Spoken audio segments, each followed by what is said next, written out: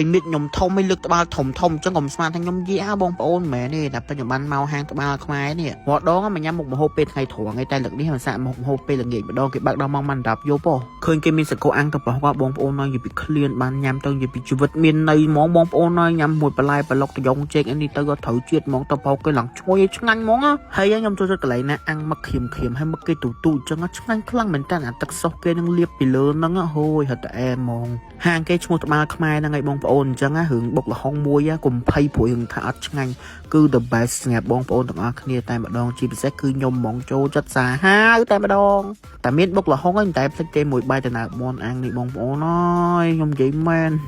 មួយចាននេះតែឯងហ្មងសាច់មាន់ណាតែបុកល្ហុងបងប្អូនខ្ញុំមានតែចាត់ចាយតាមក្រោយទេអាមុខម្ហូបនេះមិនដឹងអីទេបងប្អូនដឹងតែមុខម្ហូបហ្នឹងឆ្ងាញ់អាក្តាមគេបំពងមួយម្សៅបងប្អូនឡើងស្រួយខ្ងោកហ្មងហើយសាច់ក្តាមគេឡើងណែនហ្មងបងអើយនិយាយទៅណែនដូចសាច់អ្នកញ៉ាំហ្នឹងហ្មងមើលទៅរៀងដឹងថាកតល់តែម្ដងណែបើ snow គេវិញសិតតែពងបងប្អូនហើយវាត្រូវជាតិមួយអាម្សៅបំពងហ្នឹងបងប្អូនមើលខ្ញុំមកក៏គេតអស់អាម្សៅហ្នឹងហ្មងមុខម្ហូបនេះបងខ្ញុំអ្នកហៅឲ្យរឿងត្រីមួយខ្ញុំមិនសូវចំណូលប្រហែលទេតែសាក់ញ៉ាំទៅមានអីឆ្ងាញ់របស់គេតាបងប្អូននិយាយទៅឲ្យតាមបំពងក្រៀមអញ្ចឹងនឹងចូលចិត្តតែម្ដងហើយជាពិសេសញ៉ាំជាមួយនឹងអាស្អីគេនោះលក្ខីគេបំពងនេះញ៉ាំទៅត្រូវជាតិនេះដល់ឡើងឈ្ងុយមួយសាច់ត្រីហ្មងឥឡូវដល់វគ្គ my favorite ខ្ញុំហើយ my សំណប់ចិត្ត my បេះដូងខ្ញុំគឺបបរខអង្កែបនៅកន្លែងហ្នឹងហ្មងសម្រាប់បបរខអង្កែបនៅត្បាល់ខ្មែរបងប្អូនសាក់ញ៉ាំតាមខ្ញុំទៅខ្ញុំ recommend ហ្មងបងប្អូននៅឆ្ងាញ់ខ្លាំងមែនតើហ្មងជាប់ចិត្តជាប់បេះដូងនៅហ្នឹងហ្មងបើអាម្ហូបនេះវិញសបាយលេងណាបងប្អូនចាក់ឈុលទៅឆ្អិនហ្មងឡើងក្រហមតែតហ្មងនេះអាហ្នឹងមានឈ្មោះថាបកាសូណាបងប្អូនហើយបកាគាត់ទៅសិតហួរបងឯងហ្នឹងឯងលើកមកដល់ខ្ញុំមកបកាលោតផ្លោតខ្ញុំភ្ញាក់ចង់ងាប់និយាយពីសាច់បកាវិញឡើងផ្អែមឆ្ងាញ់ហ្មងបងអើយ